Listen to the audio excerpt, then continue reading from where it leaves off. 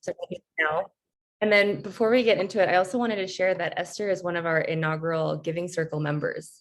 So we just finished our 12-week program this week.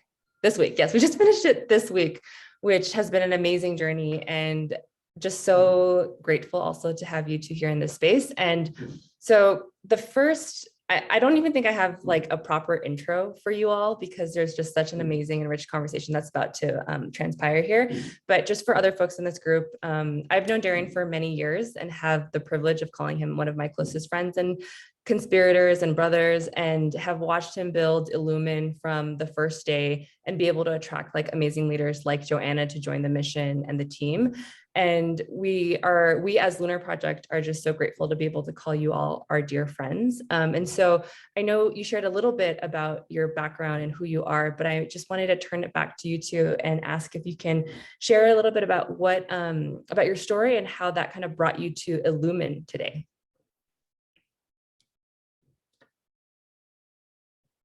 Should I start off, Joanna? You start off. I'll follow. Want me to go? Yeah, go for it. Cool.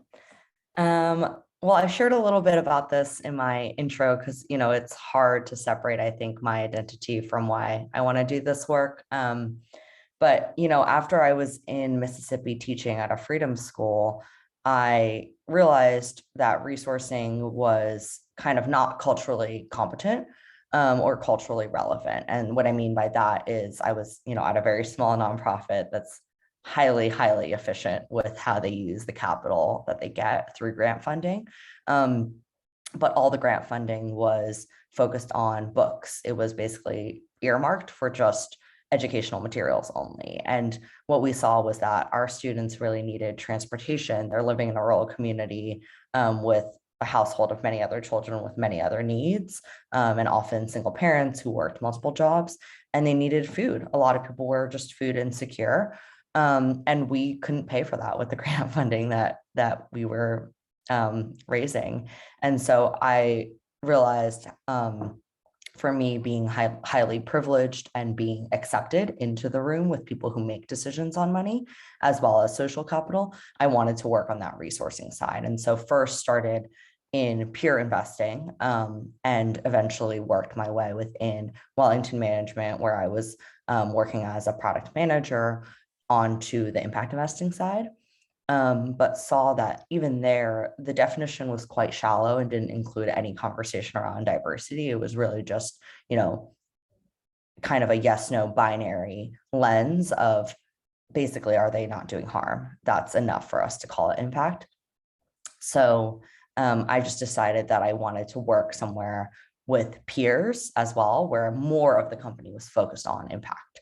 And so actually completely pivoted and worked in the social impact bond space, or pay for success. And basically there we were bringing private and philanthropic dollars to help government pay for outcomes rather than just services without measuring or knowing what works.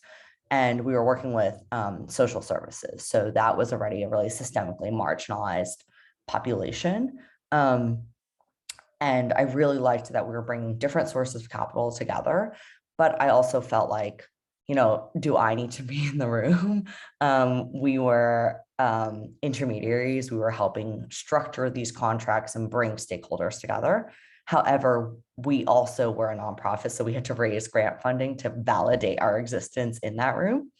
And so coming to Illumen Capital, I was really excited to work on both the resourcing and capital allocation side, but also on the side of meaningful impact, where impact is not just, something that we say we do, but really core to our ultimate success.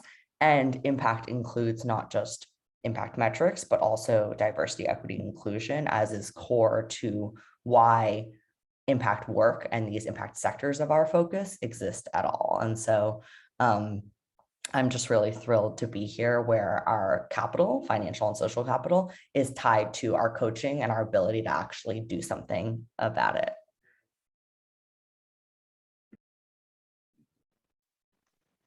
Thanks, Joanna, for sharing. I'll share a little, couple of stories about my background.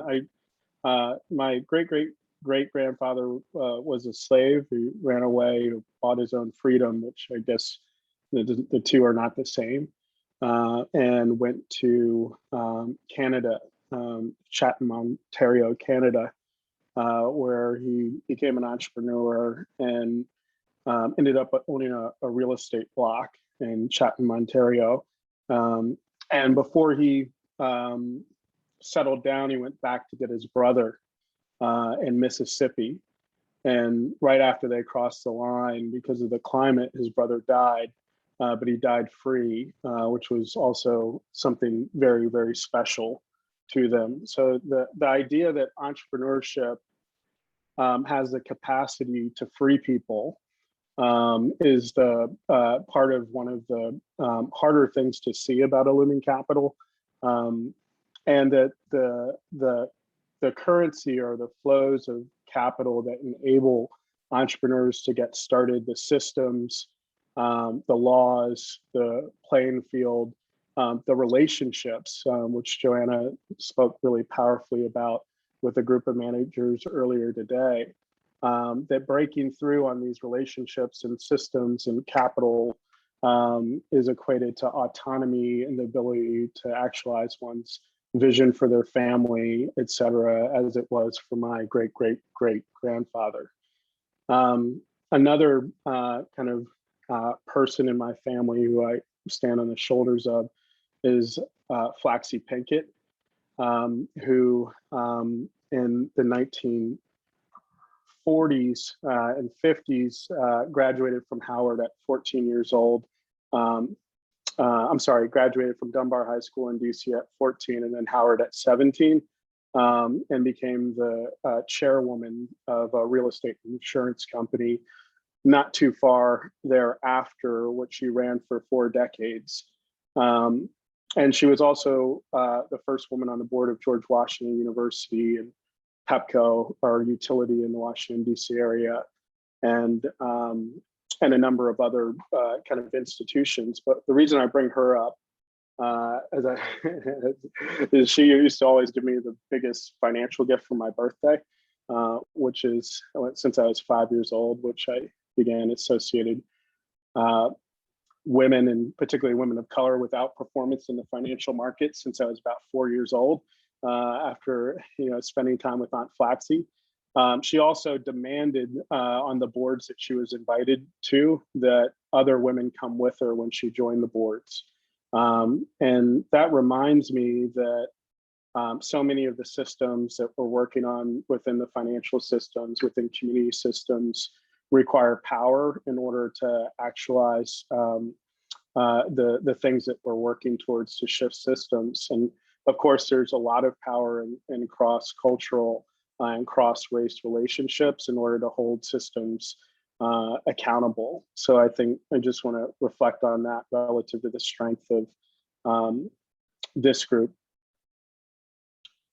And I think, in the Illumen work that we do, one of the ways in which we think about power is through Joanna's leadership.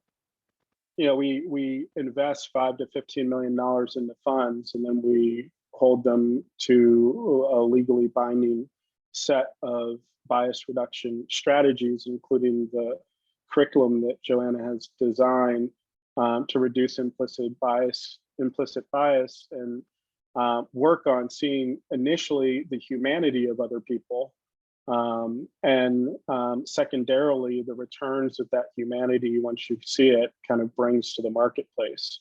And we hold that is the right order to do it in, rather than just try to go out and make money, which was seeing the value in the marketplace of people of the races that led to exploitation, of course, across the gold fields out here in California, and the cliffs and the contributions of historically Chinese Americans to that process and the terrible things that happen along the way.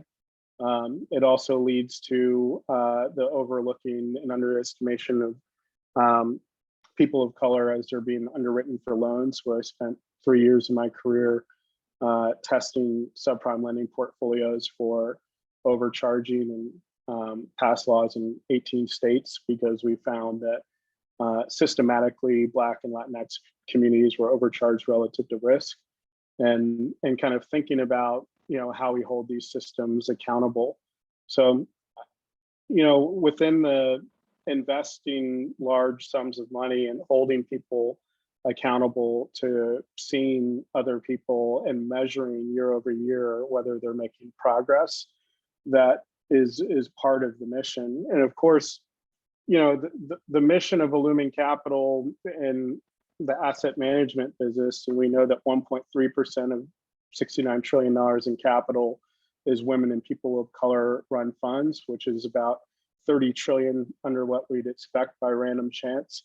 And in order to change that system, we need both kind of structural and power oriented interventions, maybe within private equity, venture capital, and growth, the ways that we invest, but we also, you know, kind of lose ourselves without community oriented discussions and grounding in community. So part of the reason why we launched our first research paper with 100 activists here in Oakland is because we believe that activists that are across the nonprofit sector, across the hospital systems, you know, that are trying to, you know, overcome the biases in healthcare, nurses, other types of practitioners should be aware that this great imbalance that starts in the backbone of the financial markets and reinforces the gaps and disparities in communities, you know, whether it's police systems or police departments or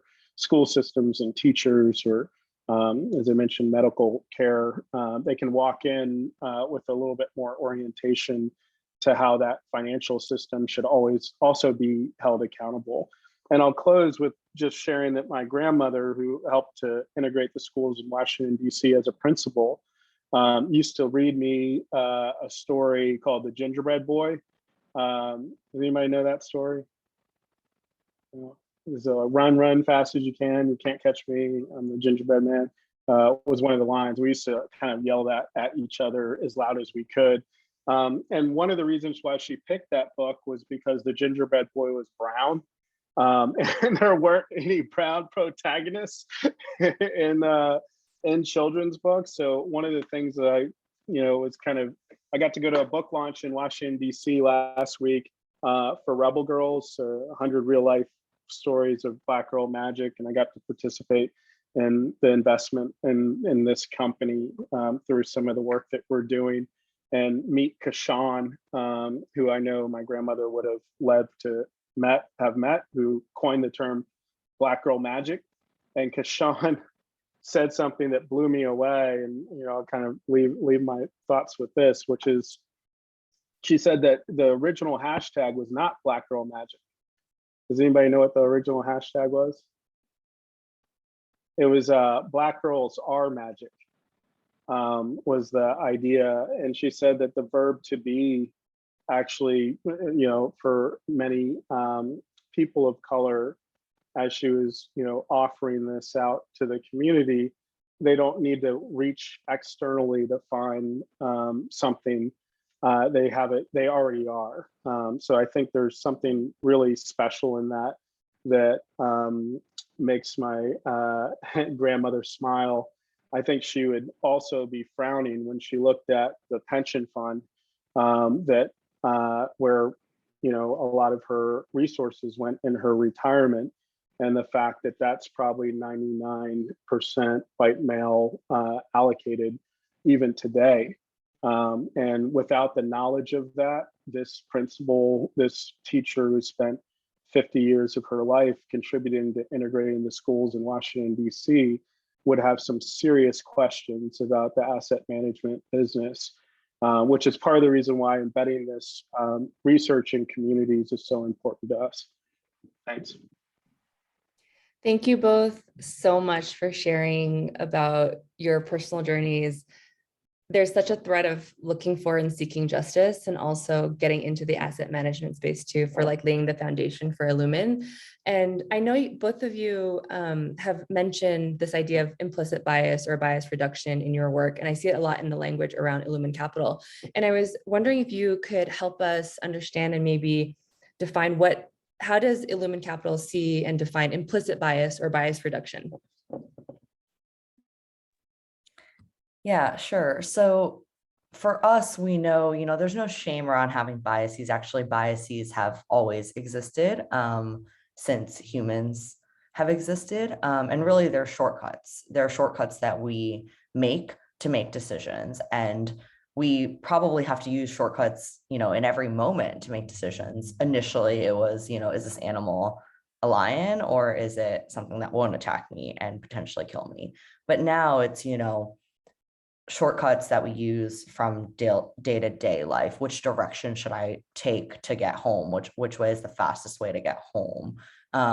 To making decisions that are a lot more significant and a lot fluffier, like who should I invest in? What kinds of shortcuts am I using to determine who to invest in? Is it something that is quantitative, or am I using my impression of where you went to university or how comfortable I feel around you? And so for us, when we talk about bias reduction, we're not eliminating shortcuts. We know that that's how people process information. We're instead making people aware of when they're taking shortcuts and what the ultimate results of those shortcuts are, so that we can help them match their intentions with their actions. And when they actually choose to take, shortcuts, or to use these decision-making parameters and frameworks that they have in a way that's more thoughtful. So again, for us, we don't think it's like a bad thing if people have bias. Instead, we try to help introduce friction, which is one of the ways that you can slow down biases, and just slow down and pause and reflect on whether or not you actually want to be making the decision, or if you're relying on your bias in a situation where you don't want to or shouldn't be, to really introduce that friction and slow down and understand whether or not that decision is going to yield the outcome that you want. And I think also for us, a huge part of bias reduction is around that accountability piece. So being an accountability partner and really closing the loop on that cycle of measuring what's actually happening. No matter how much you think you're building processes and slowing yourself down and eliminating other situational triggers of bias that cause you to rely on it before you even realize that you're leaning on your biases. We want to actually see what's working and whether or not that's resulting in your goals, whether it's people feeling more included in the workplace, people feeling more like there are fewer barriers to breaking into this space, or diverse people that you've hired are actually being promoted at the same pace, or whatever it is. And we work across both who's represented in investing and who's represented in portfolios, as well as how portfolio companies are supported to grow. So we know taking a systems level approach really requires us to use both individual reflection and that individual lever, as well as the organizational processes to reinforce that motivation and self-reflection and that desire to change. And this is a framework that was developed by our partners at Stanford Spark called the culture cycle, where we know that culture is shaped by and shapes individuals' interactions and institutions. And all of that comes together to form the ideas that also are shaping us constantly. And so for us, bias reduction is really something, it's a way to distill this broader concept on what does it look like to work in collaboration as individuals and as organizations in a field that has a systemic reliance on biases that is causing disparities today. Thank you, Joanna. Darren, did you want to add to that? Yeah, I thought I might just share an example, building on Joanna's kind of overview of bias, since it's Halloween. So many of you may know this science experiment or social science experiment, but they take a bunch of kids and they're all out trick-or-treating. And inevitably what happens when you have a bunch of kids trick-or-treating in a neighborhood is that you get to a neighbor's house and there's a little, they're like out on vacation, but they felt bad. So they put a huge bucket of candy there. And they usually have a little sign that says, take one. And that's where in my neighborhood, we would load up and, and some big bags would be created at that stop. It turns out that if you put a mirror next to that bowl, the compliance goes up by like 30% of people that take one. And so one of the cool things about the power of giving circles and this community, I think, is that or the Illumen community of fund managers, is that we're kind of watching. You can run the same experiment in an adult lunch break room, and you can put brownies out, and you can say 50 cents, and then people will go grab a brownie. And then if you cut out eyes from a magazine and place them on the wall, then compliance goes up 30%, and people put the 50 cents in the bowl and that kind of thing. So the idea that we're looking and that there's some kind of accountability may be even more powerful than the specific interventions that we're driving through. And in some ways, there are many people that haven't necessarily paid attention until this space and spaces like these are created. So in a way, it's a way to kind of have a community view. I know that in my neighborhood, there were some people that were sitting by the window watching what the kids were doing on the street, and everything went, we were pretty, things got very good for a while when we were in front of those houses. So I just, it's kind of a neat, I've always loved that example and just want to share it with you. I love the power of eyes in all forms. To bring it also in terms of just like the work that you have been doing with your managers and with folks on their teams, I'm curious about where you've seen meaningful shifts when you're implementing this model and how you've encountered challenges as well. And I think I'll tack on kind of Lucy's question into that as well, which is how can allies who want to support this model or who are working with you to implement it in their workplaces, like what suggestions would you have for them? Yeah, I can start with kind of just those meaningful shifts. We want this to work to happen so quickly. And I think where we've seen the most meaning is where we're seeing a shift in either people's attitudes and opinions and motivation to even do this work, to begin this work, to continue this work, and where we see that people are increasing their levels of trust or psychological safety. And I think that also gets at Lucy's question around, how all people have a potential role to play in shaping culture and shaping organizational culture. We've seen that these shifts really come when we invite people into the space. And sometimes it takes us being a third party, being outside the actual firm itself, to say, hey, let's have an hour where we actually get to know each other, where we talk about our lived experience. We talk about why we want to work at a sustainability focused investing firm, why we want to work at a health tech focused firm. Do you have family stories that contribute to this? How does that influence how you show up every day at work? And people will say to us, wow, I've worked here for 3 years and I've never had a conversation like this with my manager, with my peers. People will cry in these spaces and will really appreciate that they're being invited to have this conversation. And I think it means all the much more when leadership is bought in, when leadership is saying, we're not only going to try to allow you to have these conversations that are human, that may help you be a better collaborator and team member and investor, who can see empathy for new markets, for different kinds of entrepreneurs with different lived experience that helps them lead these, be at the helm of all these wonderfully innovative companies. But also leadership is building capacity, is saying, we're going to give you resources, we're going to give you time, we're going to say, this is actually a part of everyone's job, and it's core to what's going to make us successful. I think that really shifts that responsibility away from often people of color and women who informally now have this as a second job on top of their day job, to really making it everyone's responsibility. And I think going back to kind of where we've seen these shifts, that has been the beginning then of, okay, what processes can we now build now that we trust that everyone is on board, everyone wants to do this? Because processes are only as good as then the people who are implementing them. No matter how many processes you have, you can redo your interview process a million times. You can, introduce a bunch of equity checks into your investment process.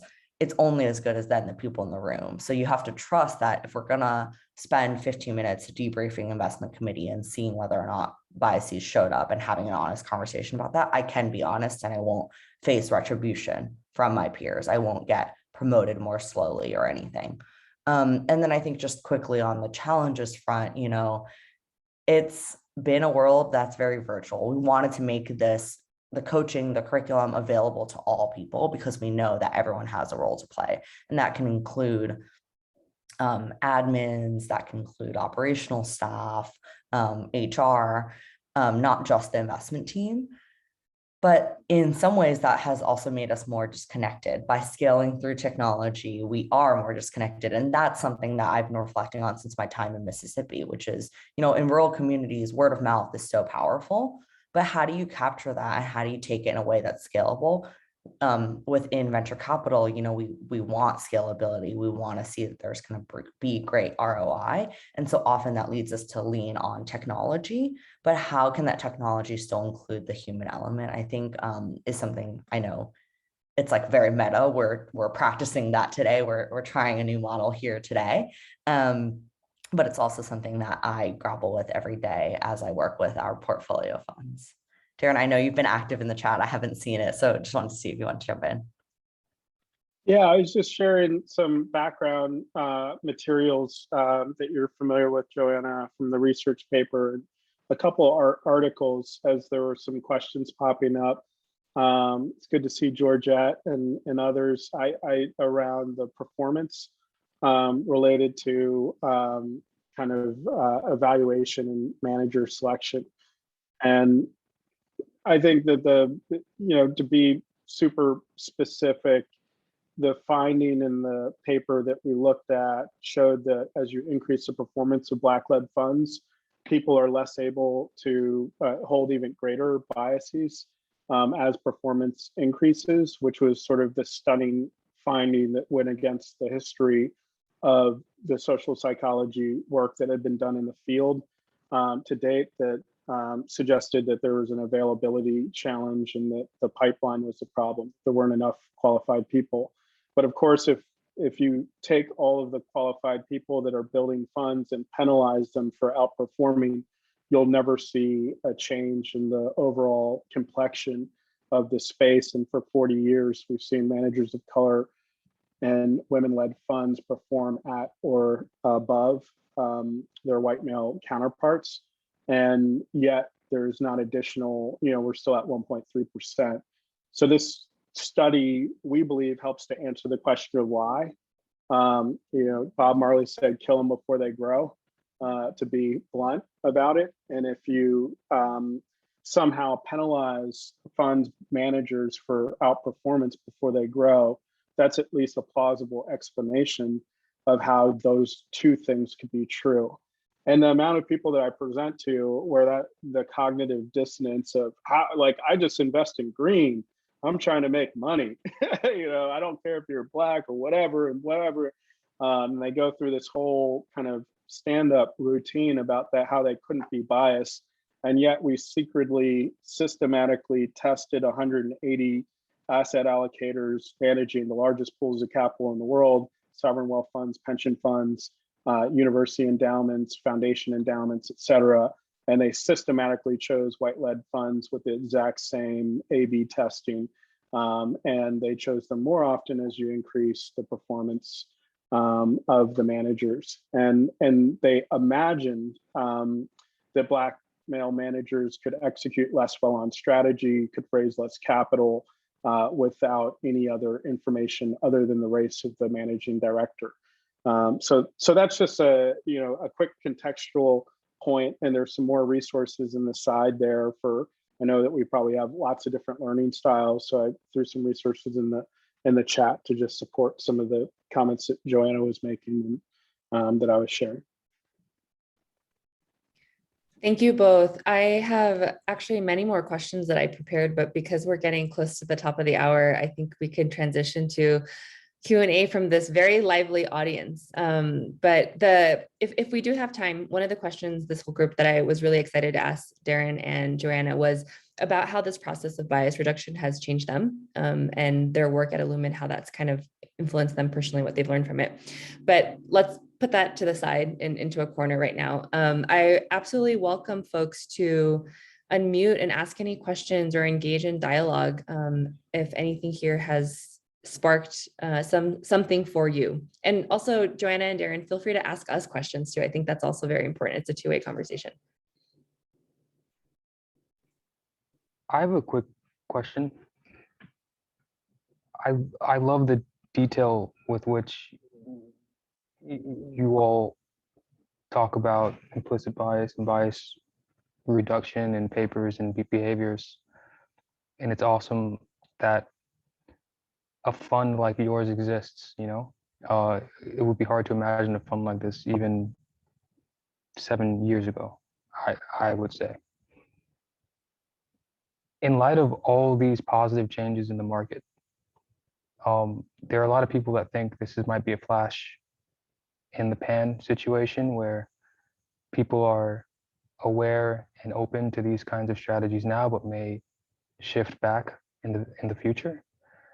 How are you all thinking about success? Like how do you all define success in this desire to change how capital is allocated?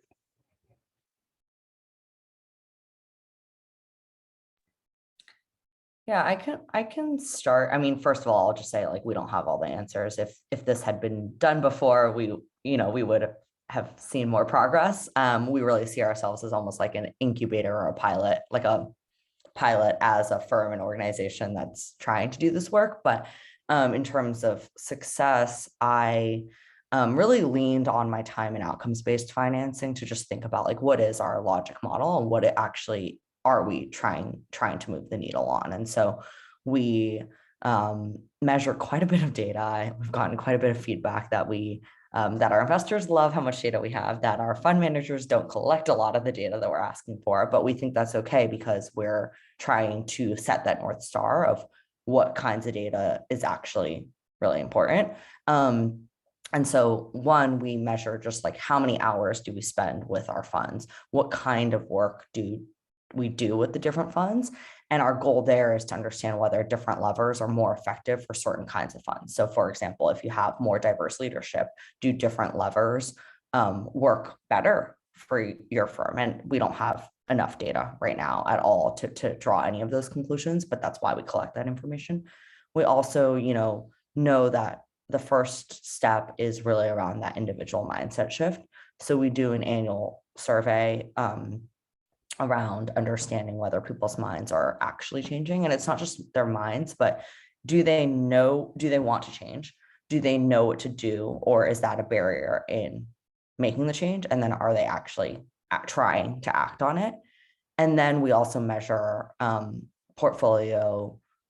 our fund diversity in terms of who's hired and who's represented in the room as decision makers and gatekeepers of capital. We also measure what portfolio diversity looks like. So in terms of who those funds invest in, our founders and our staff and boards getting more diverse. We also measure at least one impact metric per portfolio company, which comes from our funds as where they're LPs, and they report that back up to us. And all of this, seems quite comprehensive, but the goal really is to understand what's going to move the needle and for whom and why. And so for us, I guess our ultimate North Star is that not only are firms getting more diverse and portfolios getting more diverse, but as a proxy to access, but that processes are getting more equitable so more people can break in, and that those gatekeepers are becoming more educated, but the gates are also flooding open, and that people feel more included in economic mobility and wealth accumulation, which is something that systemically policies have excluded people for centuries. And I will just say, like, personally, for me, I also know that we as a venture capital, private equity, private market focus, aren't tapping into public markets quite yet. But though we are influencing companies that are hopefully going to go public and really influence the public markets. And we currently don't work with, public sector dollars. And so just want to name that, I don't think we're working with every single type of capital out there, but that isn't necessarily our North Star, though I do think that these kinds of field building opportunities are absolutely critical to get people on board and to really work with communities. And I know some of the questions were around communities. It's something I grapple with a lot as an individual. Where do we want to sit? We're so siloed in terms of sectors. We're either in a nonprofit, public sector, or private market. And then within private markets, everyone's siloed in terms of like, to invest in seed stage, Series E, public companies. And I don't think we have the answers, but we do try to be creative in terms of how we build partnerships and build capacity for not only our portfolio, but for and alongside a broader field, because that's really where the systemic change is going to play out. But we have to be patient, because I know I love to have that internalized sense of urgency that has come from growing up in a white dominant world. But I don't expect to see, any of the systems change, tomorrow, but I hope that we're building slowly so that in 100 years, for my children or grandchildren, those systems are actually shifting in a way that's sustainable.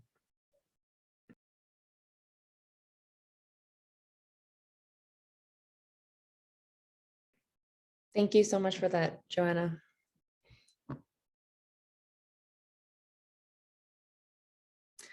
I invite other folks to share, and also I do want to point out Georgette's question, which Joanna, I know you started to answer a little bit, and I think it's a very rich one, and one that is very much on top of a lot of folks' minds, and probably a lot of folks in this space too, is this question of how can there be a good partnership with power sharing, and how can money support the wishes of the community versus money dictating what happens. And I am curious if you all think about community in your work, and how you might define that.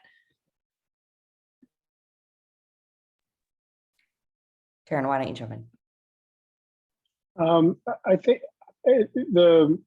after you, Joanna, go ahead. See, look at us. We're trying to share the stage right now. No, I think it's a really, really good question. And I think it's a tough one for us.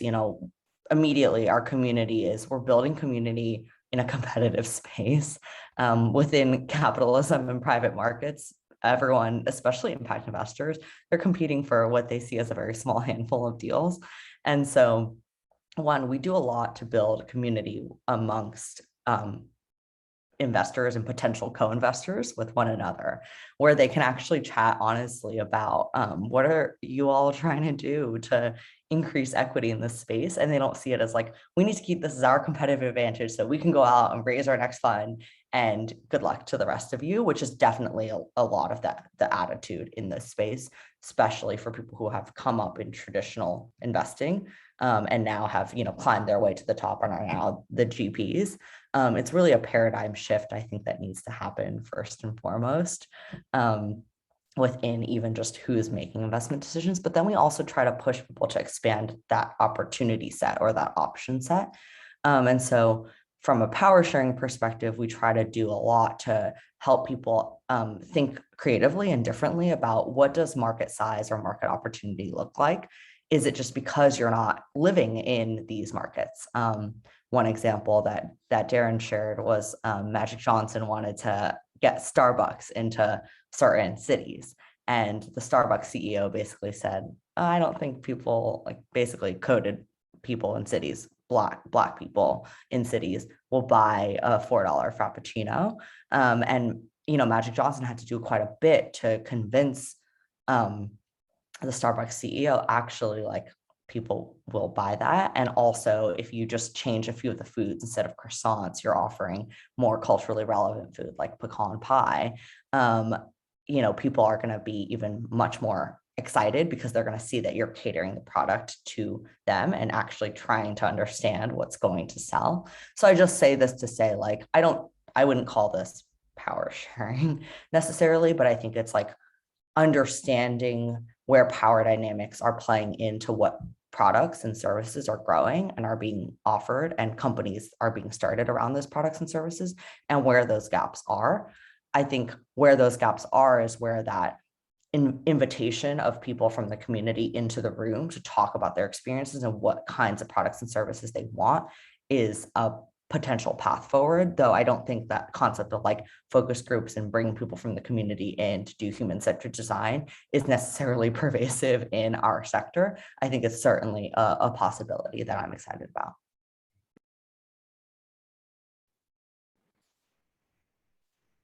Yeah, I'll just build on that. And I think one of the, after I spent some time to reflect on Trevor's question and the Flashpoint question, I remember being in New Orleans after Katrina, where I worked for 3 years with entrepreneurs rebuilding their lives and companies, and meeting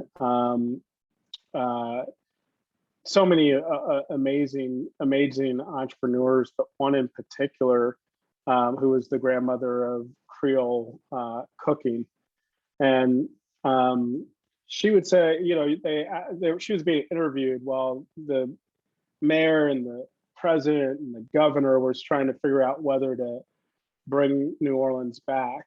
And she said, they said, are you going to leave? And she said, no, I'm going to die on the battlefield.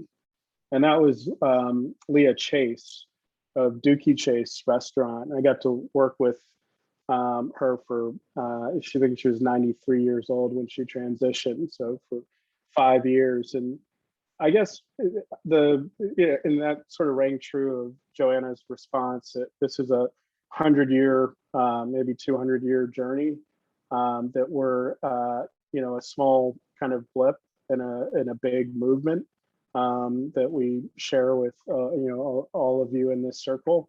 And it can't happen if it's just Illumen Capital that's pushing on these levers of change. From a community perspective, there is no Illumen Capital without the community, and we internalize that through things like the impact experience that we do, and we try to make sure that we're including. I know Ms. McCall, whose father was lynched, just presented at our last impact experience and was sharing that the school that he went to was just memorialized and given a $250,000 grant to refurbish the school, although she needs another $200,000 to. She's like, I got the building, now I gotta like make the building like it was, and that kids could be back in it and learn about Elmore Bowling's, who's in the 1619 Project with the New York Times and other things, kind of learn about his legacy of being a Black man that created a successful hauling company, was targeted because of the success of the business that he created. So it's eerily connected to the research that we do, and connecting these dots through history and communities is sort of, it's almost like a requirement, like this gathering, for impact investors to be able to ground themselves in the conversations, transformative conversations of like these, because it informs the investment process. It begins to ask questions that don't get asked enough, and it helps to reduce the unintended consequences within investing. So those are some of the community connected pieces, and we can share more about any of these different aspects, but certainly that's why, part of the reason why we're here is that we feel like this is essential. It's not an add-on, it's a way of practicing the things that we believe in.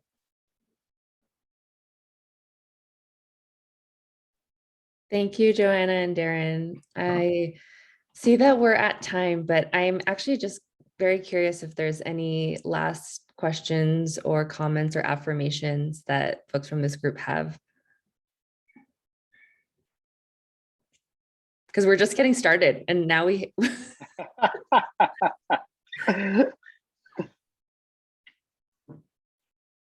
I just want to thank you guys so much for sharing your work and your perspective. And I'd be really curious to learn more about the anti-bias curriculum that you have developed and whether that can be shared, because I feel like that has application beyond just your work. I mean, I'd love to bring that to our team and, and to some other teams in our portfolio as well. So yeah, just an inquiry around that.